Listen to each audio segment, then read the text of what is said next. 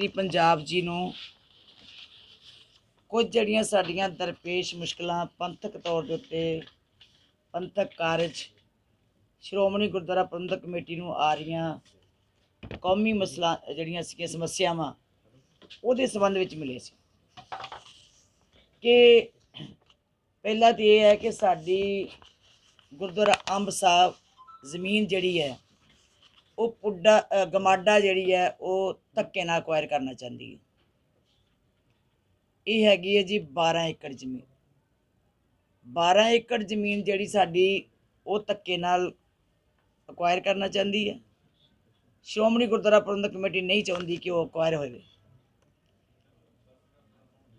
ਉਹ ਜਿਹੜੀ ਕੀਮਤ ਭਾਵੇਂ ਉਹ ਵੱਧ ਦੇਣ ਜਾਂ ਘੱਟ ਦੇਣ, ਸਾਨੂੰ ਕੀਮਤ ਨਾਲ ਕੋਈ ਮਤਲਬ नहीं, क्योंकि सरकार ने जी कीमत बाकी देनिया होंदियां उही कीमत देनिया होंदियां साडी पैली नूं।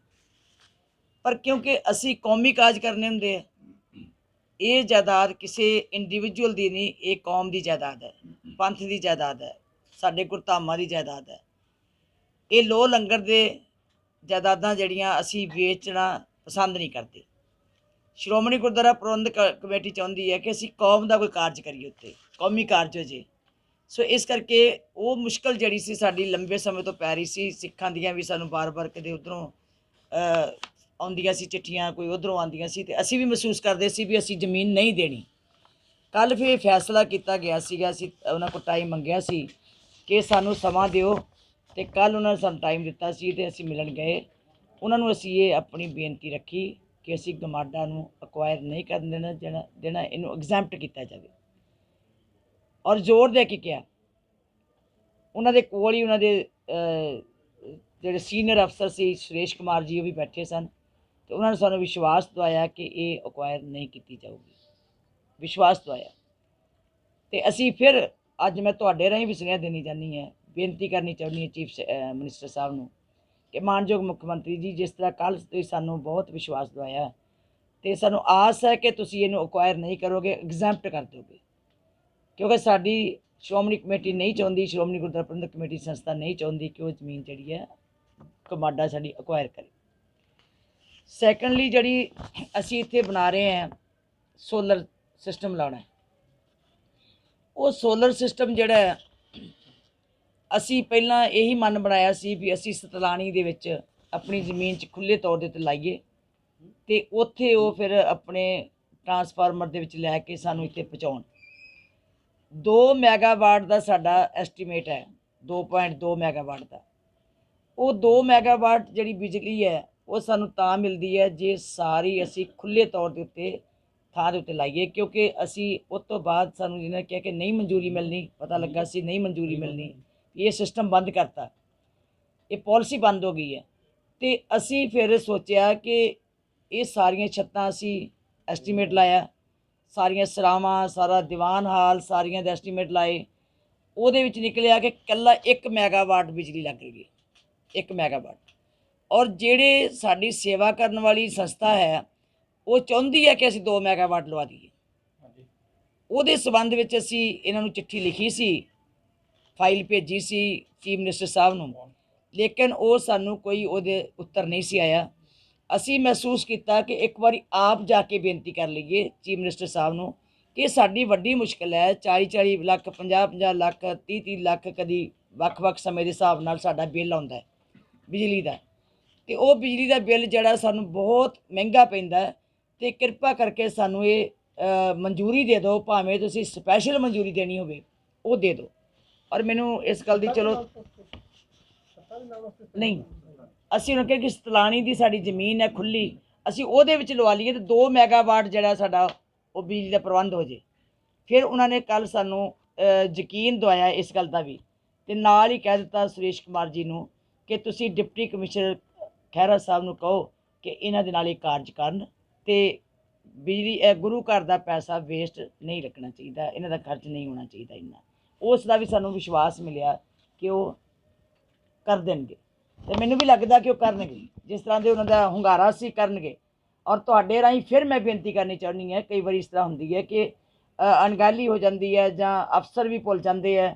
तो मैं तुहाडे राहीं फिर बेनती करनी चाहनी है चीफ मिनिस्टर साहब जी नूं कि ये पंथक काज है, ये साडा गुरु घर का काज है, ये सारी संगत की बहुत वड्डी परेशानी बन जाती है। जे साडा अद्धी बिजली जे असीं बचाउने हैं तो दूजी अद्धी बिजली तो फिर सानूं देनी पैंदी है। सो इस करके 2 मैगावाट बिजली साडी पैदा हो जाए, सोलर राइस हीट पैदा हो जाए, जिहदे नाल साडी जिहड़ी है वो गुजारा ठीक हो जाए, साडा खर्च जिहड़ा वो बच जाए। साडियां सरावां जिहड़ियां बहुत सारी सरावां दियां सानूं नक्शे नहीं पा सकते। ਉਹਦੇ ਕੀ ਕਾਰਨ ਹੈ? ਅਸੀਂ ਉਹਨਾਂ ਕੋਲ ਗਏ ਸੀ ਕਿ ਅਸੀਂ ਬਹੁਤਾਤ ਸੰਗਤ ਆਉਂਦੀ ਹੈ ਲੱਖਾਂ ਦੀ ਗਿਣਤੀ ਵਿੱਚ, ਅਸੀਂ ਬੜੇ ਪਰੇਸ਼ਾਨ ਹੈ। ਤਕਰੀਬਨ 2000 ਕਮਰਾ ਸਾਡੇ ਕੋਲ ਆਲਰੇਡੀ ਹੈ ਤੇ ਅਸੀਂ ਚਾਹੁੰਦੇ ਹਾਂ ਕਿ ਅਸੀਂ ਆਪਣੀ ਜਿਹੜੀਆਂ ਸਰਾਵਾਂ ਹੋਰ ਬਣਾਈਏ, ਸਾਡੇ ਨਕਸ਼ੇ ਪਾਸ ਕਰਨ ਵਾਸਤੇ ਜਿਹੜਾ ਇਹ ਅਲਾਓ ਕੀਤਾ ਜਾਵੇ। ਉਹ ਵੀ ਉਹਨਾਂ ਨੇ ਸਾਨੂੰ ਯਕੀਨ ਦਵਾਇਆ ਕਿ ਨਕਸ਼ੇ ਪਾਸ ਹੋਣਗੇ, चिंता ना करो, तुहाडे गुरु घर की थां किहड़ी रोक सकता कोई। सो ये चीज़ां ऐसियां सी। कुछ असीं बेनतियां होर लैके गए सी कि टोडर मल की जिहड़ी हवेली है, वो टोडर मल की हवेली पहलां असीं NOC लई हुई है, विच असीं बनाउण लगे सी ते उदों थोड़ा जिहा सानूं आर्काइव डिपार्टमेंट ने रोकिया सी ते उत्थे थोड़ा बहुता कोई झगड़ा झुगड़ा हो गया सी मुलाजमां दा, उन्हां दे परचे भी दर्ज हो गए ਤੇ ਉਹ ਪਰਚੇ ਜਿਹੜੇ ਰੱਦ ਕੀਤੇ ਜਾਣ ਤੇ ਰੱਦ ਕਰਕੇ ਸਾਨੂੰ ਅਲਾਓ ਕੀਤਾ ਜਾਵੇ ਕਿ ਉਹ ਹਵੇਲੀ ਜਿਹੜੀ ਹੈ ਸ਼੍ਰੋਮਣੀ ਗੁਰਦੁਆਰਾ ਪ੍ਰਬੰਧਕ ਕਮੇਟੀ ਜਿਹੜੀ ਹੈ ਉਹਨੂੰ ਯਾਦਗਾਰੀ ਬਣਾ ਸਕੇ।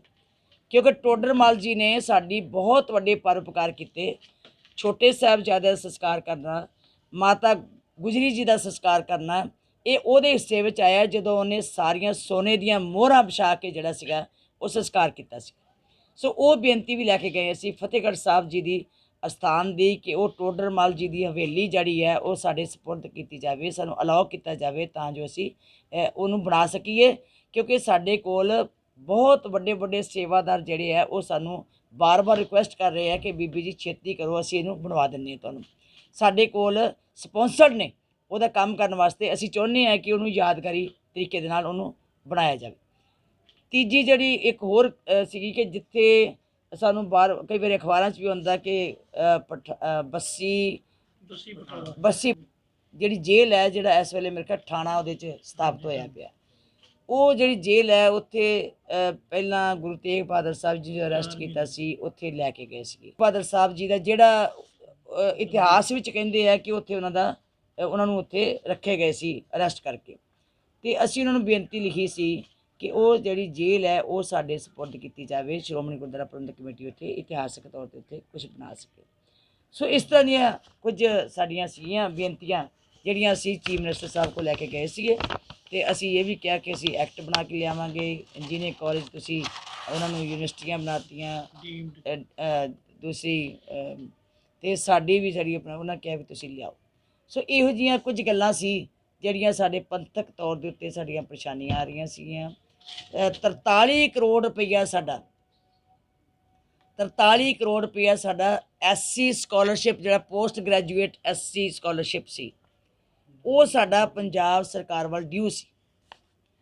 ਸਭ ਤੋਂ ਵੱਡੀ ਜਿਹੜੀ ਸਾਡੀ ਮੁਸ਼ਕਿਲ ਇਹ ਆ ਰਹੀ ਸੀ।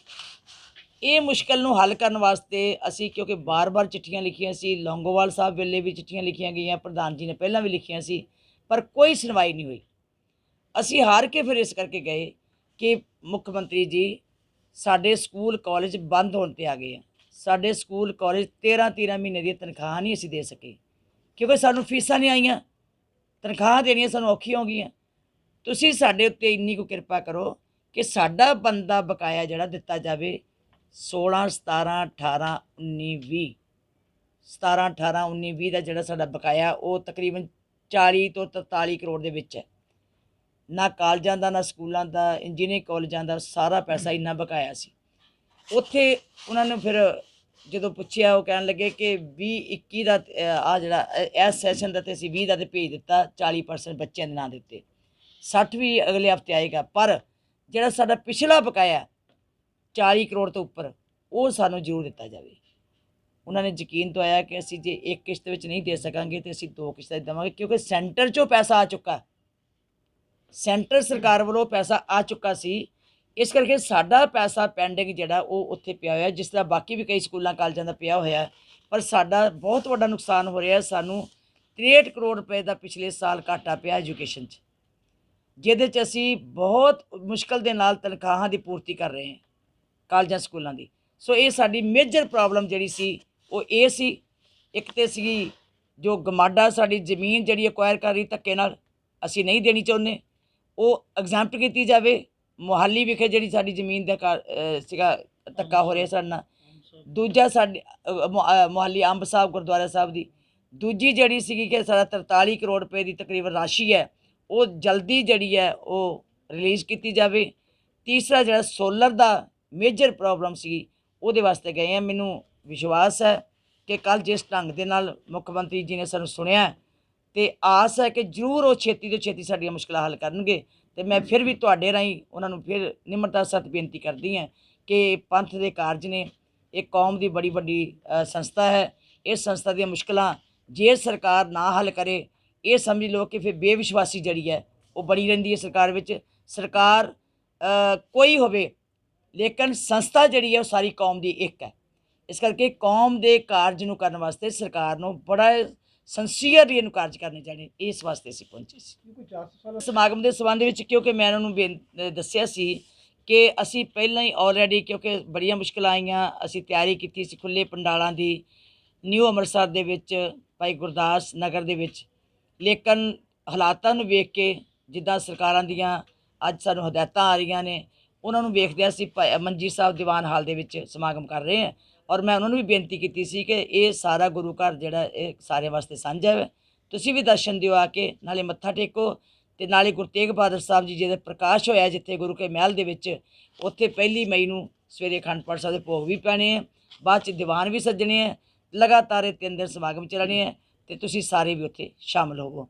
ਪਰ ਕਿਉਂਕਿ ਕੋਵਿਡ ਦਾ ਸਮਾਂ ਹੈ, ਕੌਣ ਆਉਂਦੇ ਹੈ ਕੌਣ ਨਹੀਂ ਆਉਂਦੇ ਇਹ ਉਹਨਾਂ ਨੇ ਦੇਖਣਾ, ਪਰ ਅਸੀਂ ਆਪਣੇ ਵੱਲੋਂ ਉਹਨਾਂ ਨੂੰ ਬੇਨਤੀ ਕੀਤੀ ਹੈ ਕਿ ਉੱਥੇ ਆ ਕੇ ਦਰਸ਼ਨ ਦਿਓ। ਵੀ ਹਾਲਾਤ ਐਮਰਜੈਂਸੀ ਵਰਗੇ ਜੀ, ਇੱਥੇ ਆਕਸੀਜਨ ਦੀ ਬਹੁਤ ਵੱਡੀ ਕਮੀ ਹੈ। 6 ਲੋਕਾਂ ਦੀ ਮੌਤ ਵੀ ਮਰੀਜ਼ਾਂ ਦੀ ਅੰਮ੍ਰਿਤਸਰ 'ਚ ਹੋਈ ਹੈ, ਪਰ ਹਲੇ ਵੀ ਸਰਕਾਰ ਆਕਸੀਜਨ ਦੀ ਕਮੀ ਦੂਰ ਨਹੀਂ ਕਰ ਸਕੀ।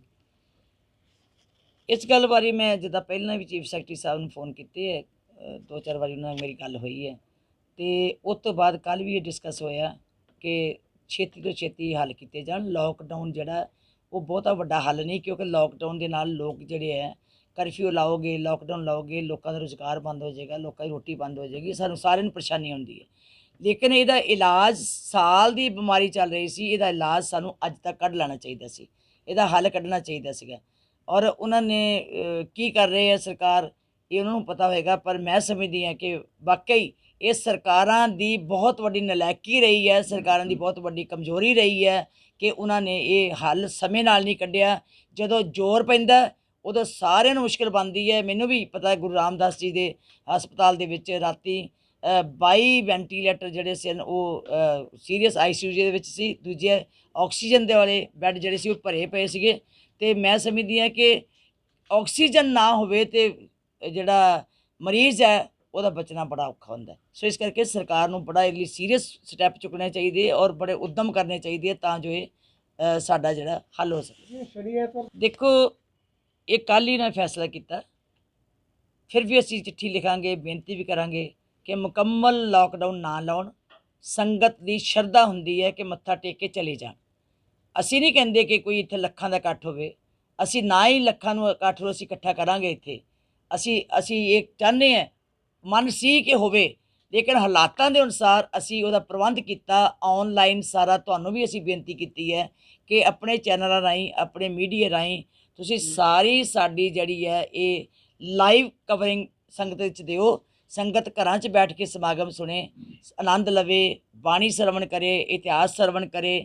ਇਹ ਅਸੀਂ ਵੀ ਪ੍ਰਬੰਧ ਕੀਤੇ ਹੈ, ਲੇਕਿਨ ਮੁਕੰਮਲ ਲਾਕਡਾਊਨ ਜਿਹੜਾ ਉਹ ਨਹੀਂ ਹੋਣਾ ਚਾਹੀਦਾ ਤਾਂ ਜੋ ਜਿਹਦੇ ਕਿਤੇ ਮਨ ਦੀ ਭਟਕਣਾ ਹੁੰਦੀ ਹੈ ਕਿ ਸੰਗਤ ਜਾ ਕੇ ਦਰਸ਼ਨ ਕਰ ਸਕੇ, ਉਹ ਦਰਸ਼ਨ ਕਰਕੇ ਚਲੇ ਜਾਣ ਅਤੇ ਇੱਥੇ ਆ ਕੇ ਮੱਥਾ ਟੇਕ ਸਕਣ ਅਤੇ ਆਪਣੀ ਸ਼ਰਧਾ ਪੂਰੀ ਕਰ ਸਕਣ। ਆ ਜਾਂਦਾ ਜੀ 1 ਤਰੀਕ ਆਉਂਦੀ ਹੈ ਸ਼ਨੀਚਰਵਾਰ, ਅਤੇ ਐਤਵਾਰ ਨੂੰ ਵੀ 2 ਦਿਨ ਲਾਇਆ ਉਹਨਾਂ ਨੇ। ਕਿਰਪਾ ਕਰਨ ਜੇ ਦੋਨੋਂ ਦਿਨ ਹੀ ਕਰ ਦੇਣ ਤਾਂ ਬਹੁਤ ਚੰਗੀ ਗੱਲ ਹੈ, ਕਿਉਂਕਿ ਸੰਗਤ ਆਣੀ ਤਾਂ ਆਪਣੀ ਸ਼ਰਧਾ ਨਾਲ ਹੈ। ਅਸੀਂ ਤਾਂ ਕਿਸੇ ਨੂੰ ਨਾ ਲੈ ਕੇ ਆ ਰਹੇ ਹਾਂ, ਨਾ ਅਸੀਂ ਕੋਈ ਗੱਡੀਆਂ ਦੇ ਰਹੇ ਹਾਂ। ਜੇ ਕੋਈ ਸ਼ਰਧਾ ਨਾ ਹੁੰਦਾ ਗੁਰੂ ਘਰ ਵਿੱਚ, ਸਭ ਨੂੰ ਪਤਾ ਹੈ ਕਿ ਬਿਮਾਰੀ ਦਾ ਜ਼ੋਰ ਪਿਆ, ਹਰ ਇੱਕ ਨੂੰ ਪਤਾ ਕਿ ਹਾਲਾਤ ਬੜੇ ਨਾਜ਼ੁਕ ਹੈ, ਹਰ ਇੱਕ ਨੂੰ ਆਪਣੀ ਜ਼ਿੰਦਗੀ ਦੀ ਲੋੜ ਹੈ, ਪਰ ਉਹਨਾਂ ਨੂੰ ਬੰਨ੍ਹ ਕੇ ਰੱਖਣਾ ਜਿਹੜਾ ਉਹ ਉਹਨਾਂ ਦੀ ਸ਼ਰਧਾ ਨੂੰ ਠੇਸ ਪਹੁੰਚੇ।